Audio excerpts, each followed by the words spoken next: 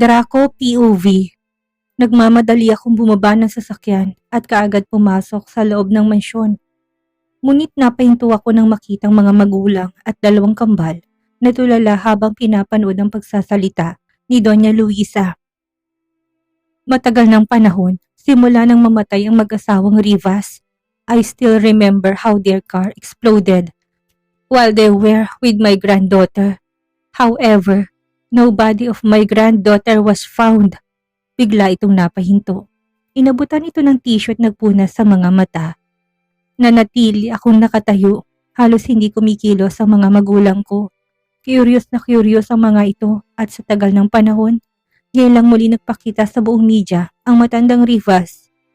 Walang kaalam-alam ang mga ito sa nakakasindak na ibabalita ng Doña Luisa. At magpasa hanggang ngayon, hindi natagpuan ang kanyang bangkay. Tumulong luha nito. At hanggang ngayon, umaasa pa rin ako na buhay ang apo kong si Princess. Kahit na gusto ko nang magpahinga sa mundong ito, hindi ko magawa dahil umaasa akong bago ko malagutan ng hininga, makikita kong apo ko. Pansin kong pananahimik ng mga taong nanonood dito. May ilan na rin na napapaluha dahil sa mahinang paghikbi ng matanda. Bumuntong hininga ito. Pahina ng pahina na ako at nasabi ko nga sa apo kong si Romeo. Baka hindi ko na mahintay pang kapatid nitong nawawala. Malakas kasi ang kutob ko na buhay ang apo kong si Princess. Lalo na't walang bangkay na natagpuan.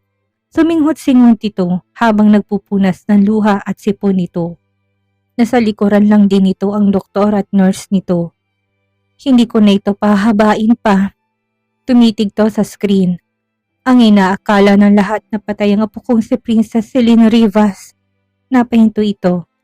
Pansin ko na nahigit ng mga mahal ko sa buhay ang paghinga nila, pati ang mga taong nanonood kay Doña Luisa. Buhay na buhay. Buhay ang apo ko. At saka ito napaiyak. Maraming napasinghap. Maraming nagulat. Maraming nagkagulo. Maraming nagbulong-bulungan. Hanggang sa tumambol ang dibdib ko sa tindi ng kaba nang lumingon ito sa ibang direksyon. I would like to introduce to you my granddaughter, Princess Celine Rivas. Tinaas nito ang kanang kamay. Come here, apo.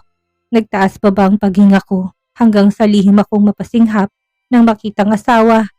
Bigla ako napakurap-kurap. Biglang napatulala. Nanigas ako sa kinatatayuan ko.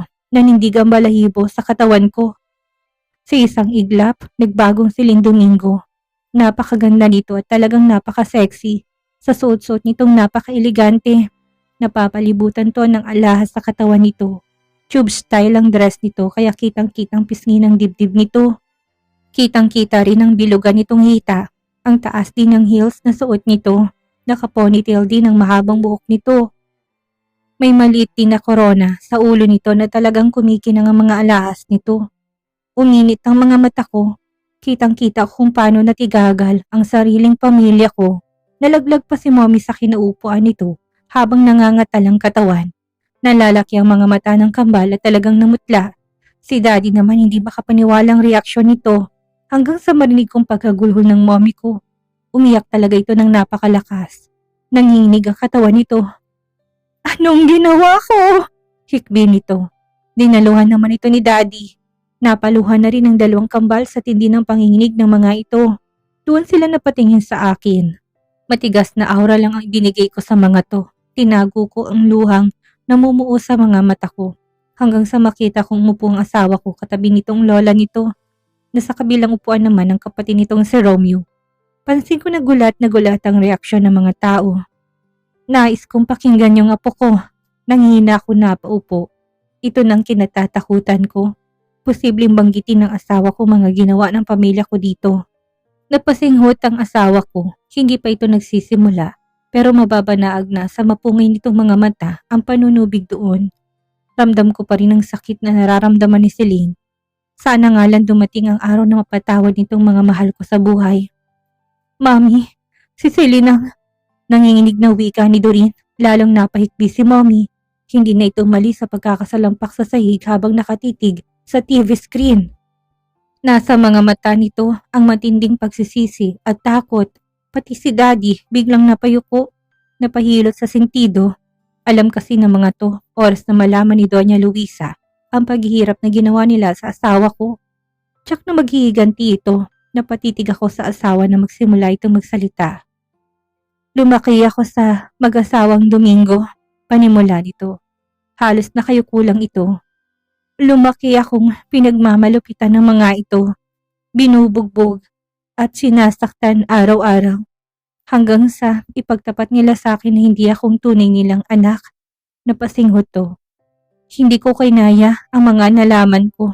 Halos nawala ako sa katinuan hanggang sa itapon nila ako't mapadpad dito sa kamay nilaan. Tumulong luha ni Celine. Inabutan naman to ng tissue. Kitang-kita kong awa sa mga taong nanonood dito. 10 years old ako nang magpalaboy-laboy sa kalsada. Hanggang sa isang lalaki nagbigay sa akin ng pera. Tumingin ito kay Romeo. Yun ay ang kapatid ko na pala. Pero dahil sa takot sa mga tao, agad din akong tumakbo palayo sa kanya. Mahina itong napahikbi. Pilit na kinokontrol ang sarili. Naninikip ang dibdib ko habang pinagmamasdan ng asawa. Panaiyak naman ni Mommy, pati ang dalawang kambal pasinghot-singhot ang mga to. Hanggang isang mayamang ginang nakilala ko. Tinambol ang dibdib ko. Lalo lang napaiyak si Mommy. Alam nitong siyang tinutukoy ng asawa ko. Inalok niya akong tumira sa mansyon nila.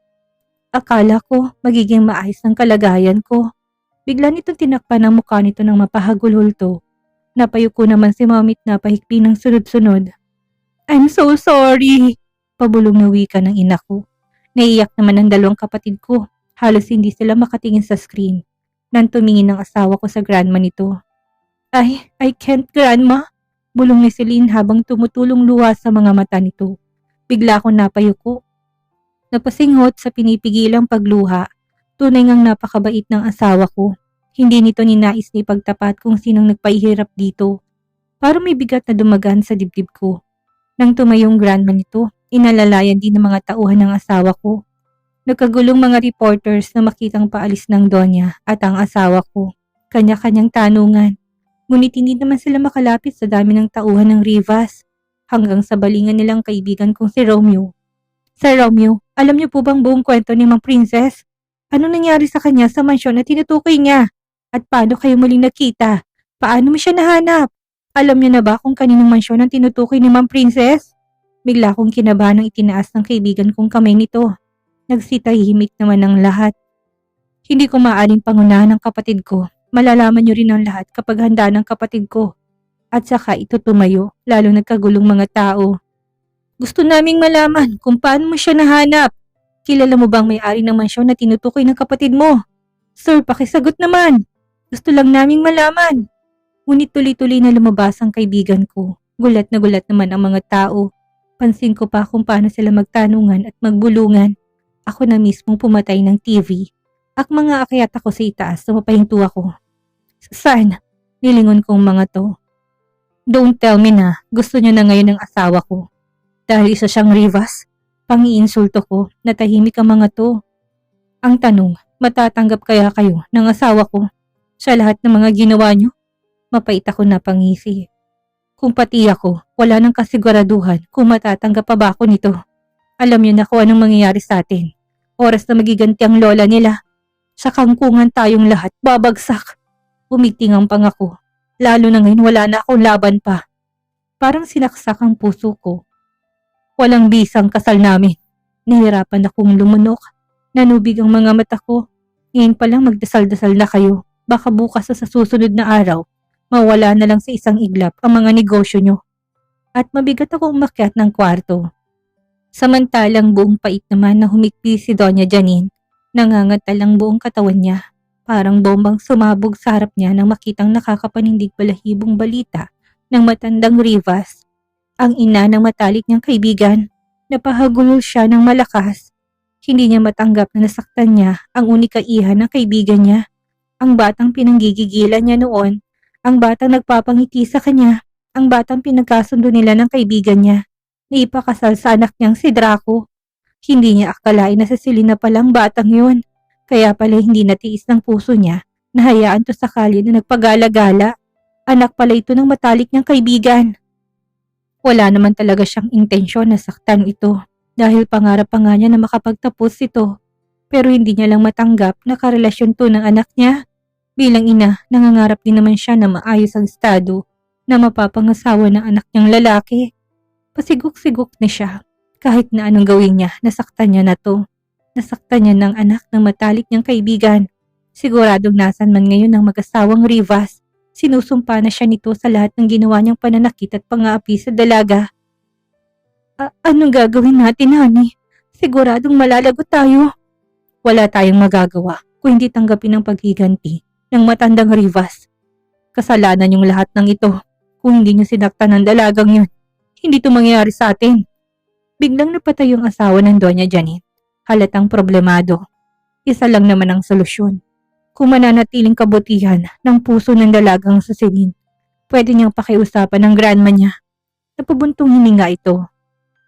Pero kung maghihiganti siya sa lahat ng ginawa niyo, wala na tayong pag-asa. Lalong napaiyak ang Donya. Mukhang wala ring balak kumilos ang anak natin para makausap ang asawa niya. Napasubsob ang Donya sa sariling palad nang umalis sa harapan niyang kanyang asawa.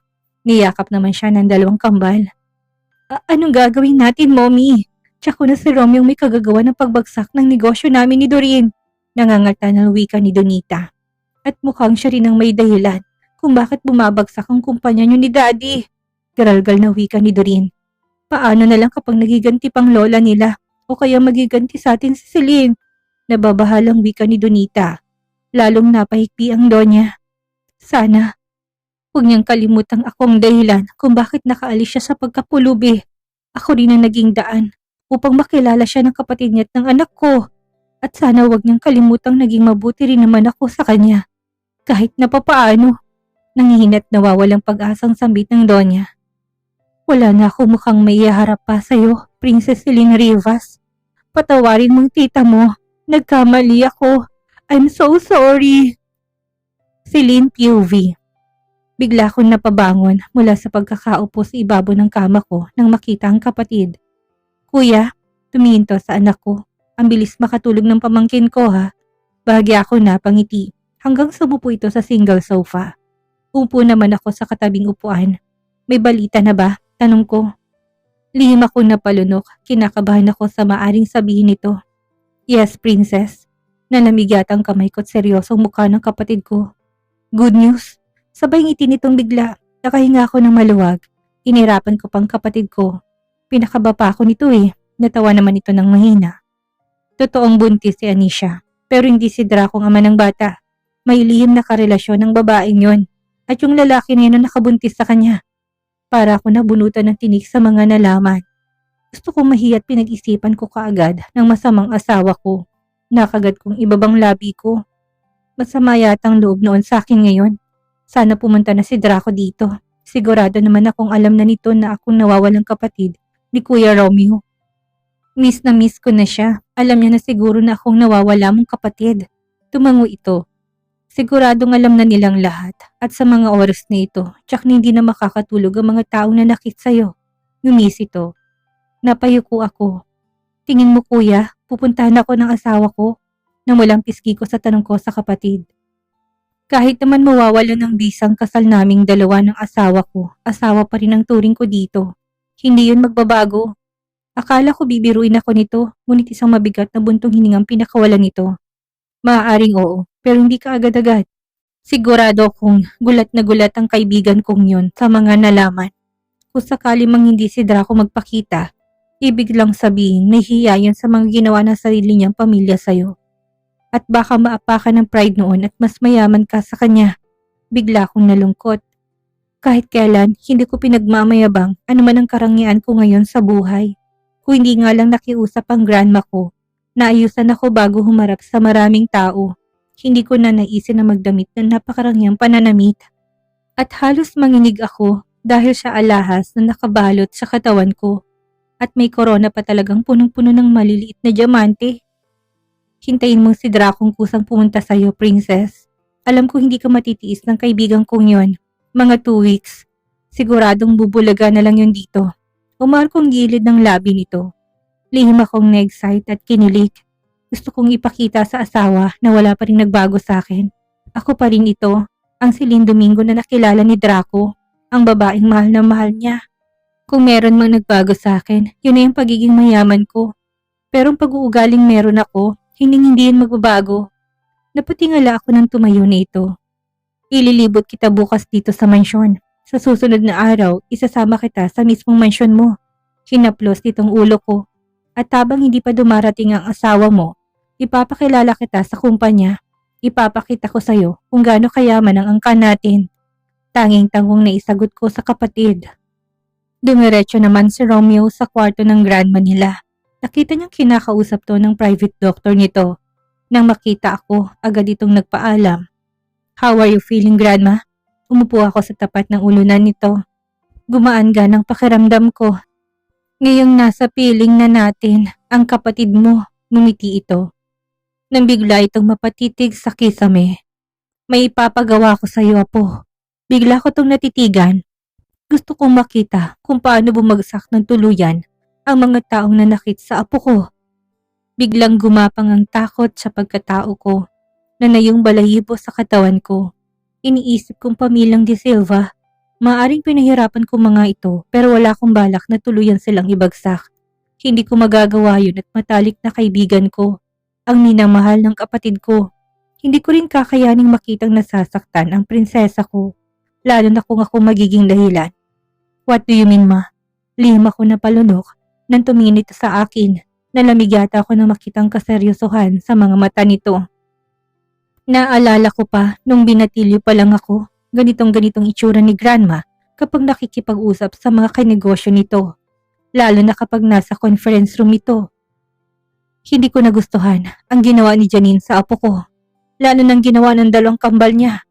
Kahit hindi nila kilala kung sino talagang apo ko. Wala silang karapatang saktan ng apo ko. Dumi ng pagkakabigkas nito. Sunod-sunod akong napalunok. Paano ho si Draco? Pagpapaalala ko dito. Baka nakalimutan nito na karelasyon to ng apo niya. Masasaktan si Princess kapag nakita niyang nasasaktan ng asawa. Hindi niya na to kailangan pang malaman. Hindi ako makakapayag na hindi nila maranasan ang pinaranas nila sa apo ko, Romeo. Bigla ko natahimik. Galit ang grandma ko. Kilalang kilala ko to. Kapag sinabi nito, gagawin nito. Walang sinamang makakapigil dito kahit na ako man. Malaman man ng apo ko na ipagiganti na natin siya. Alam kong hindi siya papayag sa gusto ko. Napatunayan ko ng kalambutan ng puso niya nung nasa harap tayo ng mga tao. Hindi niya ninais na bigkasin ng pamilyang De Silva at hindi ako makakapayag na ganon-ganon na lang. Lihim ako ng problema. Kailangan nilang matuto. Gusto ko ngayong linggo na to mabalitaan kung pagbagsak ng negosyo nila. Nandig ang balahibo sa batok ko. Siguradong isusumpa ako ni Draco. Sigurado kayo, ma. Mahirapan yata tayo kung ngayong linggo kagad ang pagbagsak. Natigilan ako ng kumunutang noo nito. Bigla akong pinagpawisan. Anong sinasabi mo? May mahirap ba sa isang Rivas? O ayaw mo akong sundin dahil iniisip mo ang matalik mong kaibigan? Bigla akong napalunok. Napayuko ako ng 10 oras. Dahilan ko lang talaga yun. Baka makalusot. Ang hirap ng pinapagawa nito. Iniisip ko kasi si Bunsuma. Halos pabulong na lang na wika ko. Nagbabaka sakali pa rin ako na baka magbago to ng desisyon. Akong bahala sa apo ko. Gawin mo na lang ang pinapagawa ko. Tumigas ang boses nito. Lihim ako napapikit. Masasaktan si Princess. Kinakabahan ako at ngayon lang ako nakipagtigasan sa grandma ko. Ang bigat kasi sa dibdib ng pinapagawa nito. Ginagawa ko to para sa kanya. Hindi pwedeng hindi magbayad ang nanakit sa kanya. Bigla akong nanghina. Anong gagawin ko? Hindi ko to pwedeng sawayin. At isa pa, napangat ako ng tingin. Durugin ang pamilyang Zua. Lalo ng Anisha na yon. Gusto kong makita kung paano siya gumapang sa kahirapan. At sino man ang tumulong sa kanya, wasakin mong buong pamilya ng mga to. Napaawang ang labi ko. Hindi ako makapaniwalang natitigan ng grandma. Nang hilakbot ang pakiramdam ko. Istrikto din naman ako pero hindi sa ganitong paraan. Lalo na kung wala namang sinasabi ang bunso ko tungkol sa paghihiganti. Pero masusuway ko ba ang utos nito? Tulala akong lumabas ng kwarto nito. Nanlalamig ang pakiramdam ko. Nanginginig din sa maaring gawin ko sa mga taong inuutos nito. Patawarin mo ko, Draco. Hindi ko gustong gawin ito. Kapag sinabi ko naman to sa kapatid ko para humingi ng saklolo, baka ako naman ang itakwil ni Grandma. Ngayong linggo, bigla yatang sumakit ang ulo ko. At dito na po nagtatapos ang kabanata ng ating kwento at sana'y muli niyo po akong samahan sa mga susunod pang kabanata. Maraming salamat po at keep safe everyone.